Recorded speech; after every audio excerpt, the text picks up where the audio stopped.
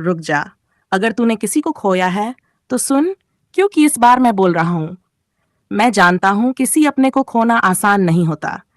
जिनकी हंसी तेरे जीवन का संगीत थी, जिनके साथ तुझे खुद की पहचान थी, जब वही तेरे जीवन से चले जाते हैं तो ऐसा लगता है जैसे तेरा पूरा अस्तित्व ही खाली हो गया। तू सोचता है कि तेरा दुर्भाग्य था, तेरी तकदीर ने तुझे से छीन लिया जो सबसे ज्यादा अपना था। पर मैं कहता हूं, किसी को खो देना दुर्भाग्य नहीं है। दुर्भाग्य तब है जब तू खुद को खो दे। जब तू जन्मा था तब तेरे हाथ में कुछ नहीं था, ना कोई रिश्ता, ना कोई नाम। तेरे साथ सिर्फ तू था, तेरी सांस, तेरी आत्मा और मैं।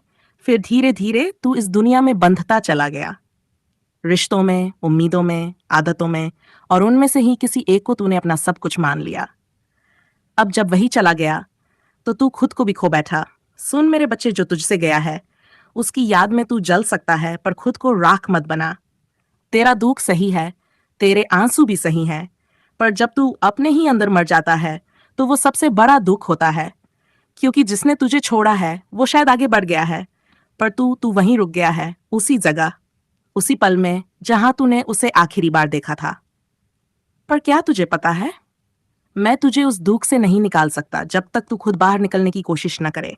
तू हर दिन उस दर्द को दोहराता है, हर रात उसी चेहरे को सोचकर रोता है, और सुबह खुद से ही नफरत करता है कि तू इतना कमजोर क्यों है। पर कमजोर तू नहीं है। कमजोर वो सोच है जिसने तुझे ये यकीन दिला दिया कि किसी को खोने का मतलब खुद को भी खो देना है।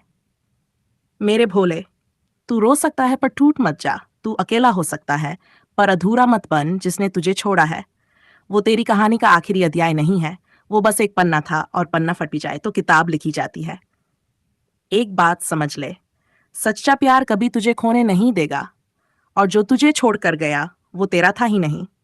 इस संसार में कुछ भी स्थायी नहीं है, ना रिश्ता, ना दुख, ना सुख। हर चीज बदलती है, पर जो नहीं बदलता वो तू है, तेरा स्व, तेरी आत्मा।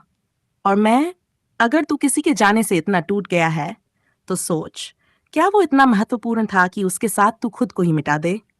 क्या वो इतना महान था कि तेरे जीवन का उद्देश्य ही खत्म हो गया?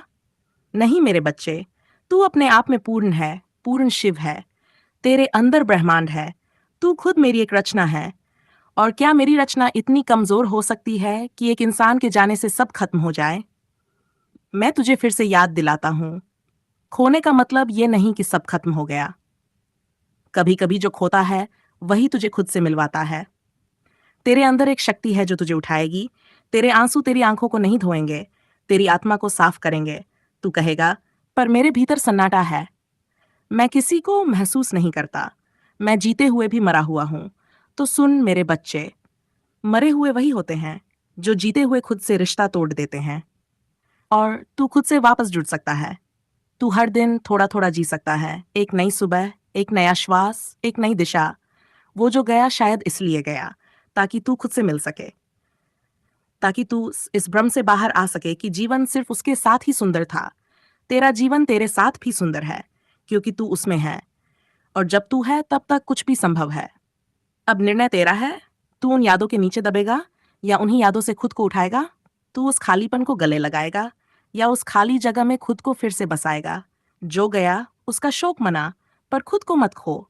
क्योंकि अगर तू चला गया तो इस संसार में एक तू नहीं रहेगा, और दुनिया को तेरे जैसे की जरूरत है।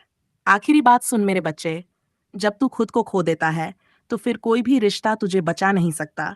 पर जब तू खुद को पा लेता है तो खोए हुए भी लौट आते हैं, या फिर तेरे अंदर उनकी कमी भी नहीं रह जाती। इसलिए अपने भीतर लौट, मुझे खोज, मैं वही हूँ जहां तू खुद को आखिरी बार छोड़ आया था।